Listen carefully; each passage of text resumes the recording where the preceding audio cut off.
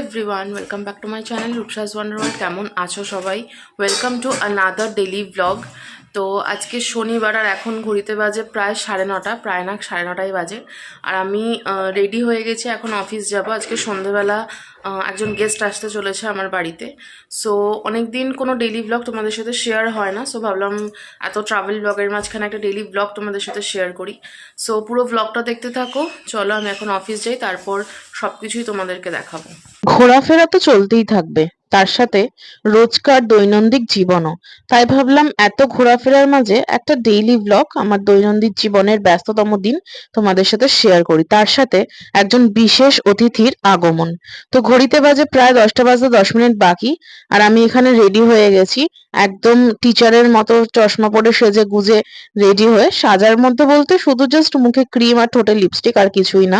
অফিসে তো আর বেশি সেজেগুজে মেকআপ করে যাওয়া যায় না। তো আমার প্রয়োজনীয় জিনিসপত্র নিয়ে ব্যাগ গুছিয়ে আমি বেরিয়ে পড়েছি। আর ওই যে একটা অটো আসছে, আর সেই অটোতে করেই আমি 5 মিনিটের মধ্যে এখন চলে যাব সোজা আমার অফিসের গেটের সামনে। খুব সাধারণ একটা দিন তোমাদের সাথে শেয়ার করতে চলেছি, যে প্রথম থেকে শেষ পর্যন্ত পুরো ব্লগটা দেখতে থাকো।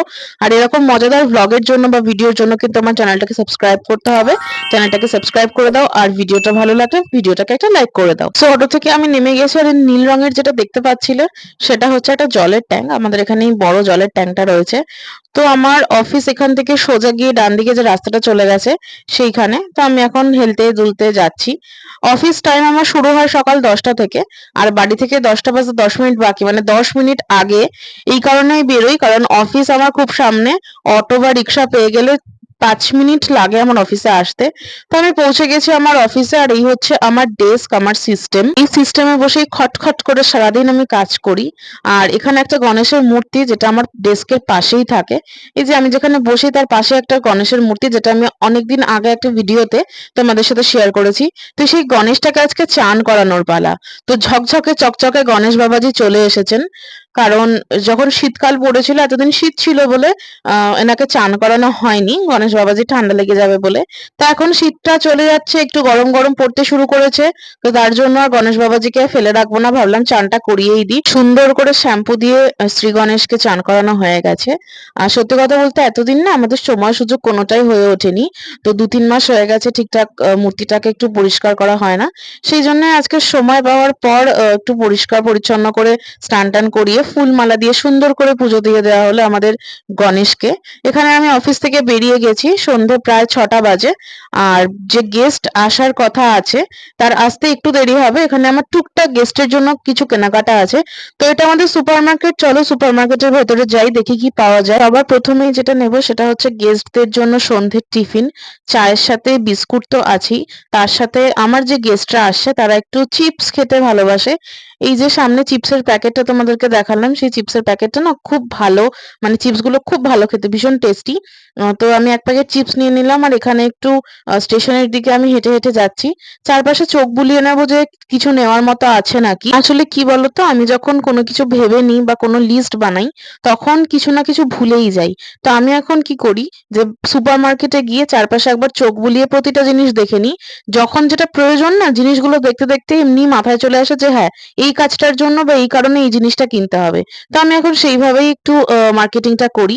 যাই হোক, এখানে একটা মন্দির, এই মন্দিরটা আমি আগেও তোমাদেরকে দেখিয়েছি। এই মন্দিরটায় পুজো হচ্ছে, কারণ শনিবার আর প্রতি শনি মঙ্গলবার এখানে পুজো হয়। প্রত্যেক সন্ধ্যেবেলায় পুজো হয়, আরতি হয়। কিন্তু শনিবার আর মঙ্গলবার বেশি ভিড় হয়। এটা লক্ষ্মী গণেশের একটা মন্দির। মন্দিরটা আমি আগেও একবার ভিডিওতে তোমাদের সাথে শেয়ার করেছি। তো এখানে সবাই মিলে পুজো দিচ্ছে। আমি পুজো দিতে পারবো না আনফরচুনেটলি, তাই জন্য পুজোটা আমি দিতে পারলাম না। নাহলে এদিকে আসলে আমিও পুজো দিয়ে যাই। এখানে আমি চপের দোকানে দাঁড়িয়ে পড়েছি, আর এটা হচ্ছে নিরামিষ চপের দোকান। লক্ষ্মীনারায়ণ মন্দিরের ঠিক উল্টো দিকেই এই চপের দোকানটা রয়েছে। আর এই চপের দোকানটা না বহু বহু পুরনো দোকান। আমি ছোট্টবেলা থেকে চপের দোকানটা চিনি, মানে এই চপের দোকান থেকেই আমরা আর কি চপ টপ খাই, আমার ভালো লাগে, চপগুলো বেশ টেস্টি। আর একদম সম্পূর্ণ নিরামিষ চপের দোকান। আর শনিবার তো আমাদের নিরামিষ, তোমরা সবাই জানো। সেই জন্য এই চপের দোকানটা থেকে আমি আমার গেস্টদের জন্য কিছু চপ নিয়ে নিচ্ছি। দোকান থেকে আমি 4টে চপ নিয়ে নিচ্ছি, সিঙ্গারা, পনিরের চপ, বেগুনি আর স্যান্ডউইচ। মা বাড়ি নেই, মা গেছে মায়ের দোকানে, সেই জন্য মায়ের জন্য আর চপ নিলাম না। টুকটাক কেনাকাটা করে চপ নিয়ে আমি বসে গেছি আবার অটোতে। এই রাস্তাটা তো তোমরা এখন সকলেই চেনো, এটা আমাদের পাড়ার রাস্তা। আর একটু এগিয়ে গিয়েই আমার ফ্ল্যাটের সামনে আমি নেমে যাব। তো চলো যাওয়া যাক বাড়িতে, দেখি গেস্টরা কখন আসে। আর এই যে আমাদের বাড়ির উল্টো দিকের এই গলিটাতে এরকম সুন্দর করে একটা বাড়ি সাজানো হয়েছিল, কারণ এই বাড়ির একটা মেয়ে আছে, তার বিয়ে ছিল। চারপাশে সবার বিয়ে দেখে তোমাদের মনটাও কি বিয়ে বিয়ে করছে? তাহলে কিন্তু আমাকে অবশ্যই কমেন্ট করে জানাও। আমার মন কিন্তু একদম বিয়ে বিয়ে করছে না। তো যাই হোক চলো, আর এখানে আমি আমার বাড়ির গলিতে ঢুকছি। এখানে না অনেকগুলো বাঁশ রাখা আছে। তোমাদের কারোর বাঁশ লাগবে? এই বাঁশগুলোকে দেখলেই আমার কিছু মানুষের কথা মনে পড়ে, যে মানুষগুলো এই একদম আছলা বাঁশ দেওয়ারই কাজ করে। যাদের জীবনে আর কোনো কাজকর্ম নেই, যারা নিজেদের জীবনে এতটাই ফ্রাস্ট্রেটেড, তারা সবসময় সুযোগ সময় খোঁজে অন্যের জীবনে কিভাবে বাঁশ দেওয়া যায়। বাদ দিলাম সেসব মানুষজনের কথা, কারণ সত্যি কথা বলতে সেই সব অপ্রয়োজনীয় মানুষগুলোকে নিয়ে চিন্তা ভাবনা করে আমি আমার সময় আর মাথা কোনোটাই নষ্ট করতে চাই না। আর আমার চিন্তা ভাবনা করার এত সময় নেই, কারণ আমার সময় এত সস্তা নয়। তো যাই হোক, আমি এখানে টুকটাক কিছু জিনিস নিয়ে এসেছি, সেগুলোই ব্যাগ থেকে খানা খাজানাগুলো বার করছি। এই যে টিফিন বক্স গুলো, এগুলোতে করে আমি লাঞ্চ নিয়ে গেছিলাম। অফিস থেকে আমি টিফিন বক্স গুলো মেজেই নিয়ে আসি, তবুও বাড়িতে একবার ভালো করে মেজে নেওয়া। তো ব্যাগের মধ্যে দেখলাম পয়সার ব্যাগ আর আমার ডিও ছাড়া আর কিছুই নেই। তো ব্যাগটাকে আমি সাইডে রেখে দিয়ে দেখাচ্ছি তোমাদেরকে পুরোটা। বেশি কিছু না, এই টিফিন বক্স গুলো চামচ, চপ, আমার রুমাল, ব্লুটুথ চার্জার এসবই রয়েছে। সন্ধে বাজে প্রায় 7টা 15, আর গেস্টদের আসতে এখন একটু দেরি হবে। বাড়িতে কেউ নেই, ব্যাগটাকে আমি পরে তুলে রাখছি, আগে নিজে একটু ফ্রেশ হই। যেহেতু ঘরে কেউ ছিল না, তাই জন্য সন্ধেবেলার পুজোটা আর দেওয়া হয়নি, যেটা সন্ধে দিতে হয় সেই পুজোটা আর দেওয়া হয়নি। তো এখন আমি একটু চেঞ্জ করব, চেঞ্জ করে ফ্রেশ হব। আর বিছানাটা কি পরিষ্কার পরিচ্ছন্ন লাগছে। আমার মা না ভীষণ পরিষ্কার আর সবকিছু গুছিয়ে রাখতে ভীষণ পছন্দ করে। আমি অগোছালো বা অপরিষ্কার বলবো না, তবে মায়ের মতো এতটা গোছানো হয়তো আমি নই। পরিষ্কার পরিচ্ছন্ন সবাই হয়, কিন্তু গোছানো সবাই হয় না। আর এই যে জায়গাটা দেখছো, এটা হচ্ছে আমাদের চালের ড্রাম, যেটার উপরে আমার মোবাইল, আমার ল্যাপটপ, আমার চার্জার, ট্রাইপড থেকে শুরু করে মাইক সবকিছু থাকে। 7টা 25 বাজে এখন। এটা আমার অফিসের মোবাইল, মানে মোবাইলটা আমার, যেখানে আমার অফিসের সিমটা লাগানো থাকে, অফিসিয়াল কাজ আমি ওই মোবাইল থেকে করি। তো যাই হোক, এখানে ঠাকুরটা দেওয়া হয়নি, সন্ধ্যেটা দেওয়া হয়নি। যে গেস্ট আসবে সেই গেস্টই সন্ধে দেবে, কারণ আমি সন্ধে দিতে বা পুজো দিতে পারবো না দুর্ভাগ্যবশত। তো লাইটটা আমি জ্বেলে দিলাম। সন্ধ্যেবেলা তো লাইট জ্বেলে রাখতে হয়, ঘর অন্ধকার রাখতে নেই, এটা মাই শিখিয়েছে। রাত প্রায় 8টা বাজে গেস্ট আমার চলে এসেছে, তো আমি চাবি নিয়ে চললাম।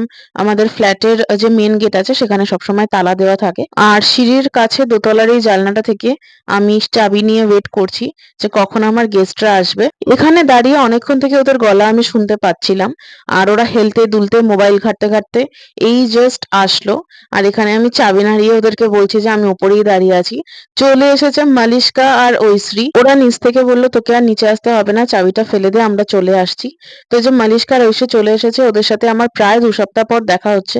লাস্ট যেদিন বেলুড় মঠ গেছিলাম, যে ভিডিও তোমাদের সাথে আমি শেয়ার করেছি, কারণ আগের সপ্তাহে আমরা কোথাও বেরোইনি, আগের রোববার। শরীরটা দুজনেরই একটু খারাপ ছিল। তো ওরা চলে এসেছে, ওখানে ঐশ্রীর ব্যাগ পত্র জামা কাপড় সব বিছানার মধ্যে সাজানো আছে। ঐশ্রী ফ্রেশ হতে গেছে। আর মালিশকা তো চা প্রিয়, তোমাদের তো আগের ভিডিওতে অনেকবার দেখিয়েছি, মালিশকার চা ভীষণ, ওর চায়ের নেশা। তো ওর জন্য আমি এখন চা করছি, ওরা দুজনে ফ্রেশ হোক, আমি এখানে একটু চা বানিয়ে নিচ্ছি। মা যেহেতু বাড়ি নেই, সেহেতু আমি ওয়েট করছিলাম যে ওরা কখন আসবে, ওদের সাথে একসাথেই চা খাবো। রান্নাঘরের লাইটটা আমি জ্বেলে নিচ্ছি। আর আমার হাতে চুড়ি দেখে হয়তো এর আগের ভিডিওতেও তোমরা আমার হাতে অনেকবার চুড়ি দেখেছো। এই যে চুড়িটা, এটা না আমি আমার মামা বাড়ির কালী পুজোর সময় পরেছিলাম। মালিশকা এই চুড়িটা আমাকে পরিয়ে দিয়েছিল। আর সত্যি কথা বলতে চুড়িটা না একটু টাইট, যার জন্য যখনই আমি চুড়িটা খুলতে যাচ্ছি তখনই আমার হাতে লাগছে, সেই জন্য চুড়িটা আর খোলা হয়নি। ভাবলাম যে কত লোকে তো কত রকম গয়না পরে থাকে, আমি না হয় একটু সামান্য চুড়ি পরে থাকলাম। তো এখানে আমি দুধ চা বসিয়ে দিয়েছি। আমি র চা একদমই খাই না। আমি আর মালিশকা দুজনেই মোটামুটি দুধ চা ভালো খাই। তো সেই জন্য আমি এখানে রেড কাউ এর দুধ নিয়ে নিয়েছি। রেড কাউ দুধটা কিন্তু ভীষণ ঘন, আর এই দুধের চা খেতেও বেশ ভালো লাগে। তো চপ নিয়ে এসেছিলাম আমি, চা, চপ, মুড়ি নিয়ে আমরা বসে গেছি। আর এই যে চপটা না, এটা পনিরের চপ বলেছিল আমাকে। আমি তো দূর দূর পর্যন্ত কোনো পনিরের টিকি পাচ্ছি না, শুধু আলু আর এমনি মশলা দেখতে পাচ্ছি। তো দেখি পনির খুঁজে পাই কিনা। 3জন মিলে খোঁজাখুঁজির পর এক টুকরো পনির, জাস্ট এক টুকরো পনির এই চপের মধ্যে আমি পেলাম। পনিরের চপ না আলুর পুরের চপ আমি বুঝতে পারলাম না। তো রাত বাজে প্রায় 10:30, আর এখানে আমি ভাত গরম বসাচ্ছি। আগের দিনের ফ্রিজের কিছু ভাত ছিল, সেই ভাতটাই একসাথে গরম করে দেবো। ভাতগুলো আমি একটু ধুয়ে নিলাম, তারপর আজকের করা ভাতের সাথে মিশিয়ে দেবো। একসাথে গরম হয়ে যাবে, যতটুকু প্রয়োজন ততটুকুই নেব। কারণ আমি, মালিশকা, ঐশ্রী আর আমার বাবা খাবে। আজকে মা বাড়ি নেই, মা গেছে মামা বাড়ি, মানে দোকান করে মা মামা বাড়ি গেছিল। তো সেখানে মেজো মামি আর আসতে দেয়নি, মা আজকে থাকবে। রাত প্রায় 11টা বাজে। তো এবার আমরা খেতে বসবো, কারণ অনেকটাই রাত হয়ে গেছে। দুই বেস্ট ফ্রেন্ড মিলে গল্প করতে করতে কখন যে ঘড়ির কাঁটা 11টায় পৌঁছে গেল বুঝতেই পারলাম না। মালিশকা এখানে ভাত বেড়ে দিচ্ছে আমাদের সবাইকে। সবাই বলতে বাবা এখনো কাজ থেকে বাড়ি আসেনি। আমি, মালিশকা আর ঐশ্রী আমরা তিনজনে রয়েছি। আজকে শনিবার, তো আমাদের নর্মালি আজকে নিরামিষ হয়েছে, তোমরা জানো। এখানে ভেজ ডাল আছে, মা সকালবেলা ডাল আলুর দম সব রান্না করে রেখে গেছিল। ভাতের মধ্যে একটা আলু সিদ্ধ দেওয়া আছে, যেটা মালিশকা নিজের মতো করে বেশি করে কাঁচা লঙ্কা আর সর্ষের তেল দিয়ে মাখবে। গরম ভাত দিয়ে আলু সিদ্ধ মাখা বেশি করে কাঁচা লঙ্কা আর সর্ষের তেল দিয়ে খেতে কিন্তু দারুণ লাগে। মালিশকা ভীষণ ভালো খায়, আর আলু সিদ্ধটা খুব গরম ছিল বলেও ভালো করে মাখতে পারছিল না। তো এখানে আমি রাত্রের খাবার খেতে বসে গেছি, আমরা সবাই মিলে এবার খাবো, তারপর গল্প করতে করতে ঘুমিয়ে পড়বো। এখানে আমরা সবাই মিলে খাওয়া দাওয়া করছি আর গল্প করছি। কেমন লাগলো আজকের ব্যস্ততম দিনের খুবই সাধারণ একটা ব্লগ, অবশ্যই কিন্তু আমাকে জানাও। আগের বেলুড় মঠের ব্লগটাকে তোমরা অনেক ভালোবাসা দিয়েছো, তার জন্য তোমাদের সবাইকে আমার তরফ থেকে অনেক ভালোবাসা। এভাবেই ভালোবাসতে থাকো, তোমাদের সাপোর্ট আমার ভীষণ প্রয়োজন। তো কেমন লাগলো আজকের ব্লগ জানাও, ভিডিওটা একটা লাইক করে দিও। সবাই ভালো থেকো, সুস্থ থেকো, সবাই আনন্দে থেকো। আবার তোমাদের সাথে দেখা হচ্ছে নেক্সট একটা ধামাকেদার ব্লগ নিয়ে। চ্যানেলটাকে সাবস্ক্রাইব করে দিও।